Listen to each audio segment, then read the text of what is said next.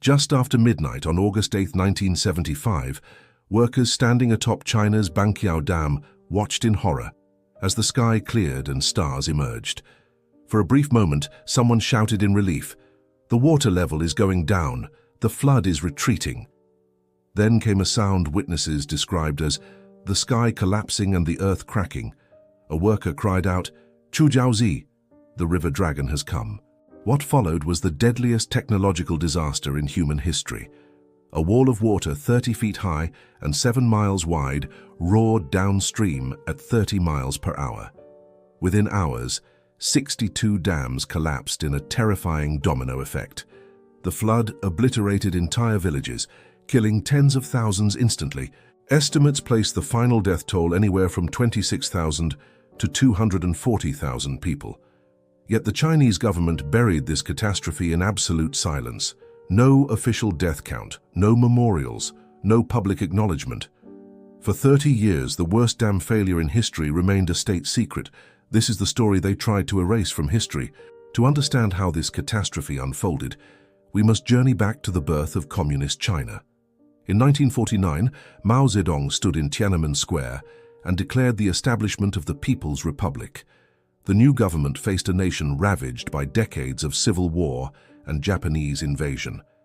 Mao promised to transform China from an agricultural society into an industrial powerhouse within a single generation. Central China's Henan province had been plagued by devastating floods for centuries. The Yellow River, known ominously as China's Sorrow, had claimed millions of lives throughout history.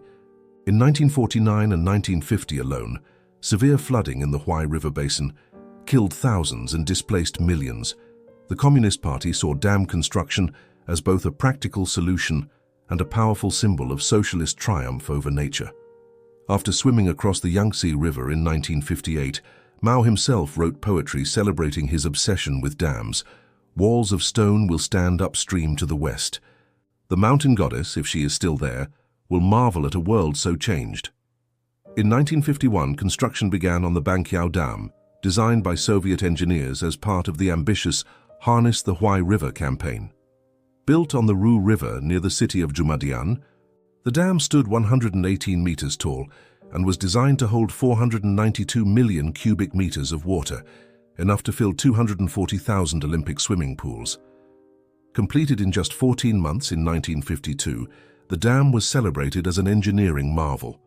State propaganda proudly declared it the iron dam that cannot be broken. The Banqiao would be the centerpiece of a massive system. By 1975, over 100 dams dotted the Huai River basin, supposedly protecting 11 million people living downstream. But during these same years, China descended into chaos. Mao launched the Great Leap Forward in 1958, a disastrous campaign of rapid industrialization that caused widespread famine. Then came the Cultural Revolution in 1966, a decade of political purges that targeted intellectuals, scientists, and engineers. Technical expertise became viewed with suspicion. Political loyalty mattered more than professional competence. In this toxic climate, critical warnings would be ignored, and catastrophic design flaws would remain unfixed. The seeds of disaster were planted during the dam's very construction. Chinese hydrologist Chen Xing, one of the nation's foremost water experts, reviewed the Soviet designs with growing alarm. He identified fundamental flaws that would prove fatal. The dam had only 5 sluice gates, far too few to release excess water during extreme flooding. Chen recommended 12 gates and additional spillways based on his expertise. But questioning Soviet engineering was considered ideological betrayal in 1950s China. Chen was labeled a rightist opportunist and removed from the project. His warnings were dismissed as politically motivated. The design contained another critical flaw. The sluice gates were positioned too high on the dam's face, meaning they could only release water once the reservoir was already dangerously full. This eliminated any safety margin during sudden floods. As more dams were built throughout the 1950s, Vice Premier Tan Zhenlin issued new guidelines that prioritized water accumulation for irrigation above all else. In the revolutionary fervor of the time, retaining more water was considered more revolutionary. Chen Xing objected strenuously, warning that overdevelopment of dams would raise water tables to dangerous levels and cause waterlogging of farmland. Once again, his warnings were ignored. This time he was sent away in disgrace. Meanwhile, the Great Leap Forward and subsequent Learn from Dazai in Agriculture programs severely damaged the ecosystem. Forest cover dropped drastically across Henan province. Land degradation became widespread. These environmental changes, experts would later conclude, made the region far more vulnerable to catastrophic flooding. By 1975, the Banqiao Dam had developed visible cracks. 23 years of use had caused sediment to accumulate behind the sluice gates, reducing their discharge capacity. The gates frequently malfunctioned. Maintenance was poor, yet no major repairs were undertaken. The dam's reputation as the invincible Iron Dam made officials complacent. Then on July 30, 1975, a tropical disturbance formed in the Philippine Sea. It would become Typhoon Nina. The storm intensified rapidly, reaching peak strength on August 2nd. It struck Taiwan on August 3rd with devastating force, killing 29 people and destroying thousands of homes. Most typhoons dissipate quickly after hitting mainland Asia, but Nina defied expectations. After making landfall in China's Fujian province, Nina moved inland and turned north. On August 5th, it collided with a cold front over Henan province and stalled. Trapped between mountain ranges, the typhoon sat virtually motionless for 3 days, dumping unprecedented rainfall. Witnesses reported birds falling from the sky, pummeled to death by the intensity of the rain. At one measuring station, 189.5 millimeters fell in a single hour. 830 millimeters, a world record, fell in 6 hours. Over 3 days, some areas recorded over 1,600 millimeters of rain. This was more than the entire region typically received in a year, and it exceeded the dam's design specifications by over 300%. The summer had been unusually dry, so dam operators initially kept gates closed to retain water. But as the typhoon stalled, the Banqiao Reservoir began rising at an alarming rate. Operators attempted to open the sluice gates, but they were clogged with accumulated silt and debris. The gates that did function couldn't release water fast enough. Then the phone lines went down. The Banqiao Reservoir Management Bureau offices, poorly located along the reservoir rim, flooded. All communication with weather stations ceased. The dam operators were blind, unable to receive instructions or warn anyone downstream. And still the rain continued to fall. By the evening of August 7th, workers on the Banqiao Dam faced their worst nightmare. The water level had reached the top of the dam, all 118 meters. It breached the wave protection wall and began spilling over. Desperate workers formed human chains atop the dam, frantically stacking sandbags as torrential rain pelted them. They knew that once water begins flowing over an earthen dam, erosion accelerates rapidly. A death spiral had begun. Throughout the night, the workers fought in vain. The dam's reputation as invincible had created a false sense of security. At emergency meetings held that evening, Banqiao wasn't even mentioned as a concern. Officials couldn't imagine that the mighty Iron Dam could fail. Only one local official grasped the danger. County Party Secretary Zhu Yongchao made a courageous decision. He ordered the immediate evacuation of Banqiao and Shahedian, the two towns directly downstream. According to later testimony from Chen Xing, many leaders opposed this, saying the danger should not be excessively publicized because it could disturb the people's hearts. But Zhu persisted. His decision would save thousands of lives. The people of Banqiao and Shahedian would be the only ones who received any warning. Just after 1 in the morning on August 8th, the sky miraculously cleared. Stars appeared. For a brief, hopeful moment, workers thought the water level was dropping. Then the dam breached. The collapse began with a crack 300 meters wide that rapidly expanded. Within minutes, the entire structure gave way. 600 million cubic meters of water, the complete contents of the reservoir, exploded through the breach. One survivor later recalled in a 2010 documentary, "I didn't know where I was, just floating around in the water. Screams and cries rang in my ears. Suddenly all the voices died down, leaving me in deadly silence. The initial wave was 6 to 9 meters high and traveled at 50 kilometers per hour. It carried everything in its path: houses, livestock, trees, vehicles, people. The entire village of Dawencheng, home to 9,600 people, vanished in seconds. Every single resident perished. Another survivor described how his neighbor's house was lifted off its foundation, rotated in the water, and then exploded into pieces. Everyone inside died. The water was full of bodies, animals, and debris. By the time the flood reached the city of Suping, 16 kilometers downstream, it had become a tidal wave 10 kilometers wide. Traveling at 50 kilometers per hour, it demolished everything. 200,000 people found themselves suddenly fighting for survival in raging waters. Many drowned. Others clung desperately to trees, rooftops, anything that would float. But the horror was just beginning. The massive wall of water surged downstream and struck the Shimantan Dam. That dam also failed catastrophically. The cascading floodwaters then overwhelmed dam after dam in a terrifying domino effect. Within 6 hours, 62 dams had collapsed across the Huai River basin. The failures created a temporary lake covering 12,000 square kilometers, an area larger than Lebanon. Entire cities with populations exceeding 100,000 were submerged. The flood destroyed 60 miles of the Beijing-Guangzhou Railway, the nation's primary north-south rail link.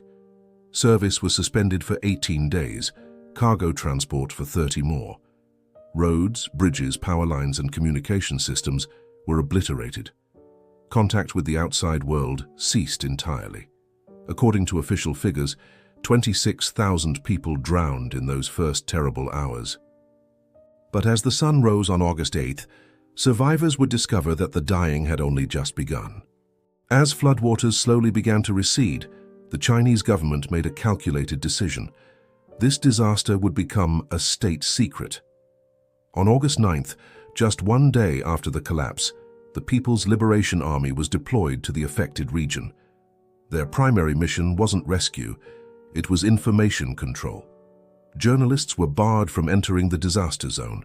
Foreign observers were denied all access. Communication lines that had survived the flood were seized by military authorities. China's official media remained completely silent, while newspapers across the country reported on agricultural achievements and political campaigns. Not a single word appeared about the worst technological disaster in human history. International news agencies received no information. The outside world remained entirely unaware that anything had happened. Even within China, only those directly affected knew the truth. Party officials visited devastated communities with explicit orders. Anyone who spoke about the disaster would face severe consequences. In a nation still traumatized by the Cultural Revolution's violent purges, such threats were taken deadly seriously. Why such an extreme cover-up? Multiple factors converged. First, the disaster represented a catastrophic failure of the Communist Party's fundamental promise to modernize China and protect its people. During the ongoing political instability of the mid-1970s, admitting such massive loss of life would severely undermine party legitimacy. Second, the collapse exposed the fatal consequences of purging technical experts and prioritizing political loyalty over professional competence. This was a direct indictment of Mao's policies during the Cultural Revolution. Chen Xing, the hydrologist whose warnings had been dismissed and who had been punished for his objections, had been proven absolutely correct. Third, acknowledging the disaster would require acknowledging those earlier warnings that had been suppressed as politically motivated. The government would have to admit that ideology had been valued more than human lives. The cover-up remained remarkably successful for over a decade.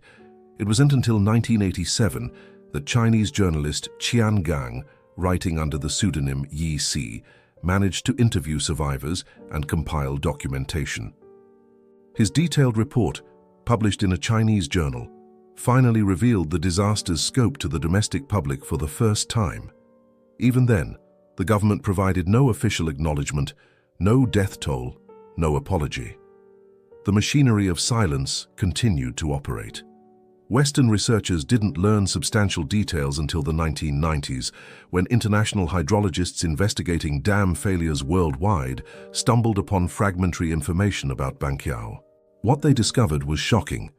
Potentially the deadliest technological disaster in human history had been virtually erased from the historical record. In 1995, Human Rights Watch published a major report citing a death toll of 230,000. This figure came from 8 members of the Chinese People's Political Consultative Conference, the highest government advisory body, including some of China's foremost experts in water conservancy. Given their high ranks, these individuals likely had access to confidential government reports. Finally, in 2005, 30 years after the disaster, Chinese officials declassified some documents related to Banqiao. A major conference on dam safety was held in Beijing. Documentaries appeared on state television. Premier Wen Jiabao, an outspoken critic of unrestrained dam building, cited Banqiao by name, saying, "This painful lesson must not be forgotten." But even today, the official death toll remains 26,000, a figure that most experts consider a vast undercount. The 26,000 who drowned in the first hours were only the beginning. In the weeks and months that followed, disease, starvation, and exposure killed tens of thousands more. The floodwaters contaminated every water source across the basin. Wells were filled with sewage, corpses, and industrial chemicals. Survivors had no access to clean drinking water. Dysentery, cholera, and typhoid spread rapidly through refugee camps and flooded communities. Summer temperatures soared to 97 degrees Fahrenheit. Bodies of humans and animals decomposed rapidly in the heat. One soldier reported finding a ditch beside railroad tracks where so many flies had descended on corpses that tree branches sagged under their weight. The stench was overwhelming. 10 days after the dam collapsed, over 1 million people remained trapped by floodwaters. 13 days later, on August 21st, the number was still over 1 million. Disease was rampant, food and shelter were gone. Medical teams couldn't reach most affected areas. The government organized airdrops of food and supplies, but the effort was chaotic and inadequate. According to official reports, 50 to 60% of food supplies parachuted from aircraft landed in the water, where survivors could not retrieve them. Many people who had survived the initial flood starved to death in the following weeks. Crops across 3 million acres of farmland were destroyed. Grain stores were washed away. Livestock drowned. The region faced immediate famine that lasted for months. Conservative estimates suggest that disease, starvation, and exposure killed an additional 145,000 people in the 6 months following the flood. Some researchers believe the true number was much higher. Survivors faced long-term health crises. Contaminated water led to chronic illnesses. Malnutrition weakened immune systems. Psychological trauma was universal. Almost everyone had lost family members, often in horrific circumstances. One survivor, a woman who lost her husband and 3 children when their village was destroyed, later told researchers, "For years, I couldn't speak about it. Every night I heard their voices calling for help in the water. I wanted to die too." Many survivors felt this way. We were the unlucky ones. We had to keep living with the memory. The economic devastation was staggering. Henan province's agricultural output dropped by 40%. Industrial production ceased. 11 million residents saw their lives completely disrupted. 5 to 6 million houses collapsed. Reconstruction costs exceeded the province's entire annual GDP, yet there were no memorials, no official recognition, no compensation for survivors. The government simply rebuilt the dams and moved on, treating the disaster as if it had never occurred. On a quiet hillside in Henan province today, there stands an unmarked grave containing thousands of bodies recovered after the collapse. No monument identifies it, no plaque explains what happened. Local residents know its location, but they rarely speak of it. The government has never acknowledged it officially. The Banqiao disaster, despite the attempted cover-up, eventually forced significant changes in Chinese dam engineering and flood management, though these reforms took years to implement. By the late 1980s, as information gradually leaked out, Chinese hydrologists and engineers began a quiet but thorough reassessment. Many dams constructed during the Great Leap Forward and Cultural Revolution were found to have similar design flaws: inadequate spillways, poor construction quality, and insufficient maintenance. The government launched a nationwide dam safety inspection program. Thousands of dams were reinforced. retrofitted with additional spillways, or decommissioned entirely. New design standards required structures to withstand much more extreme flooding scenarios. The importance of early warning systems and evacuation protocols was finally recognized. Chen Xing, the hydrologist whose warnings had been ignored and who had been punished as a rightist, was posthumously rehabilitated. After the disaster, he was brought back and taken on an aerial tour of the devastated region with high party officials. He urged the use of explosives to clear channels for trapped floodwaters. His advocacy for storing floodwaters underground and designing dams with larger safety margins became standard practice. But the lessons extended far beyond engineering. The Banqiao disaster revealed the catastrophic consequences of suppressing technical expertise for political reasons. In a functioning system, Chen Xing's warnings would have been heeded. The dam would have had 12 sluice gates instead of 5. Maintenance would have been performed.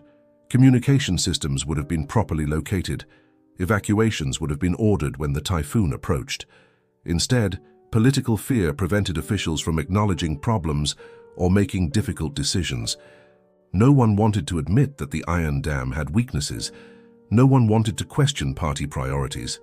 The result was tens of thousands of preventable deaths. This pattern has repeated throughout history. The Soviet Union's Chernobyl disaster in 1986 followed a remarkably similar trajectory. Technical warnings ignored, safety protocols bypassed, initial cover-up attempts. The 2008 Sichuan earthquake in China exposed thousands of poorly constructed schools that collapsed, killing thousands of children, another case of construction standards sacrificed for speed and ideology. Today, China operates more large dams than any other country, over 87,000 reservoirs, most built during the 1950s through 1970s using low construction standards. Many are in serious disrepair. The Three Gorges Dam, completed in 2006, is the world's largest hydroelectric project. It has faced persistent questions about safety, environmental impact, and the displacement of over 1 million people. Officials insist modern engineering and monitoring systems make catastrophic failure virtually impossible. But survivors of Banqiao remember similar assurances. "They told us the dam would protect us forever," one elderly survivor said decades later. "They told us it was scientifically proven to be safe. We believed them. Never again." Some experts warn that the same development pattern is being repeated today in China's southwest, where cascades of dams are being built on major rivers. One report cautioned, if one dam fails, the full force of its ensuing tsunami will be transmitted to the next dam downstream, potentially creating a deadly domino effect of collapsing dams.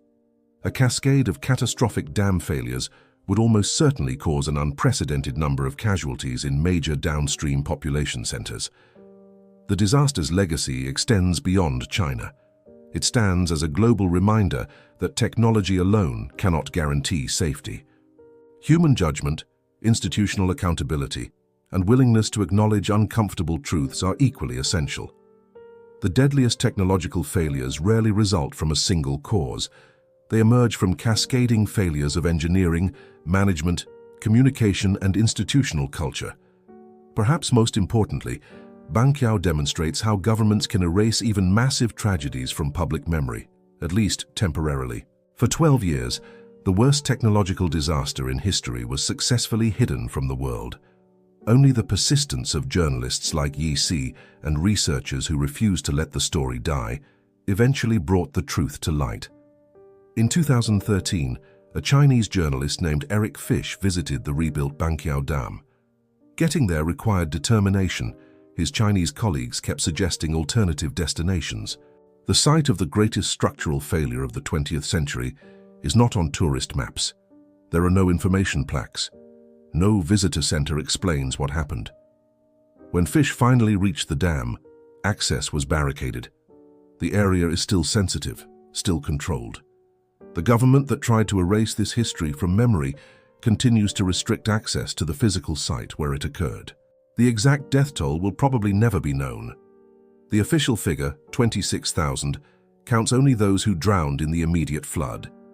Independent researchers who interviewed survivors and analyzed classified documents suggest the true toll including deaths from disease and starvation, reached 170,000 to 240,000. The truth lies buried in documents that may no longer exist, in unmarked graves scattered across Henan province, and in the fading memories of survivors who were told never to speak. What we know with certainty is this. In August 1975, China's obsession with revolutionary ideology, its systematic dismissal of technical expertise, and its unwillingness to admit failures combined to create a catastrophe that killed tens of thousands of its own citizens. Then, rather than learn from the tragedy openly and honestly, the government tried to erase it from history entirely. They almost succeeded, but history has a way of surviving even the most determined attempts to suppress it. The survivors remember. The researchers who pieced together fragments of truth remember. The family members who lost loved ones remember. The engineers who now build dams with Chen Xing's warnings in mind remember. And now you know the story too. The Banqiao Dam disaster stands as a permanent warning. The deadliest secrets are often the ones those in power most desperately want to hide. The most important truths are often the ones we're told to forget. And the catastrophes we refuse to acknowledge are the ones most likely to be repeated. The truth survived because people refused to let it die. The question we must ask ourselves is, what other truths are buried today waiting to be discovered? What other warnings are being ignored? What other disasters are being covered up while we look away? The river dragon will come again. The only question is whether we'll be listening when the warnings sound.